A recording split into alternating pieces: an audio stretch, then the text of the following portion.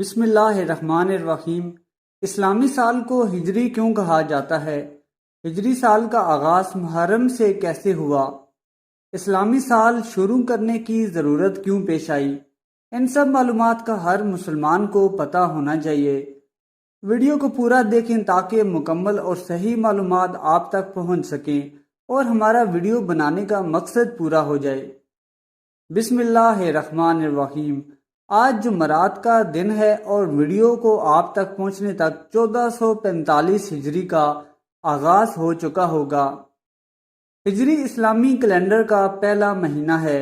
اسلامی تاریخوں کو ہجری میں بیان کیا جاتا ہے، جیسا کہ انگریزی تاریخوں کو عیسوی کہا جاتا ہے، یعنی کہ انگریزی تاریخ کا آغاز حضرت عیسیٰ علیہ السلام کی پیدائش کے وقت سے ہوا۔ اسی طرح ہجری سال کی تاریخ بہت دلچسپ ہے۔ جب اسلامی مملکت نئی قائم ہوئی تو ان دنوں مسلمانوں میں تاریخ نویسی کا رواج نہیں تھا۔ ایک دفعہ حضرت عمر فاروق رضی اللہ تعالیٰ عنہ کے دور میں حضرت ابو موسیٰ اشعری رضی اللہ تعالیٰ عنہ نے فاروق اعظم رضی اللہ تعالیٰ عنہ کو خط لکھا اور اس میں فاروق اعظم رضی اللہ تعالیٰ عنہ کو مشورہ دیا کہ آپ اپنے زیر اثر علاقوں میں اکثر مختلف خطوط روانہ کرتے رہتے ہیں جن کے اوپر تاریخ نہیں لکھی ہوتی۔ اگر آپ ان خطوط پر تاریخ بھی درج کر دیا کریں تو اس سے بے شمار آسانیاں اور فوائد حاصل ہوں گے۔ آپ نے خط کس دن تحریر کیا، کس دن روانہ کیا، کس دن پہنچا، کس دن حکم جاری ہوا اور کس دن اس پر عمل درآمد ہوا، ان سب چیزوں کا ریکارڈ رکھنے میں آسانی ہو جائے گی۔ حضرت عمر فاروق رضی اللہ تعالیٰ عنہ کو یہ مشورہ بڑا پسند آیا۔ صحابہ کرام کی ایک میٹنگ بلائی گئی اور یہ مشورہ سب کے سامنے رکھا گیا۔ تمام صحابہ کرام کو حضرت ابو موسیٰ اشعری رضی اللہ تعالیٰ عنہ کا یہ مشورہ بہت پسند آیا۔ اس کے بعد فاروق اعظم رضی اللہ تعالیٰ عنہ نے صحابہ کرام سے رائے لی کہ اس کا آغاز کب سے ہونا چاہیے۔ یہاں پر مختلف صحابہ کرام نے مختلف قسم کی رائے دی۔ کچھ نے کہا کہ حضور کی ولادت کے دن سے اسلامی سال شروع ہونا چاہیے۔ بعض نے کہا کہ جب حضور کا وصال ہوا تو اس دن سے اسلامی سن کی ابتدا ہونی چاہیے۔ ایک جماعت نے مشورہ دیا کہ نبوت کے سال سے آغاز ہونا چاہیے، جبکہ چوتھی جماعت کا یہ مشورہ تھا کہ ہجرت کے سال سے اسلامی سن کا آغاز ہونا چاہیے۔ آپس میں صلاح مشورے کے بعد حضرت عمر فاروق رضی اللہ تعالیٰ عنہ نے حضرت علی رضی اللہ تعالیٰ عنہ کے مشورہ کے مطابق ہجرت کے سال سے اسلامی کیلنڈر کے آغاز کا اعلان کر دیا۔ اس کی وجہ یہ تھی کہ ہجرت مسلمانوں کو ایک خاص قسم کی طاقت مہیا کرتی ہے۔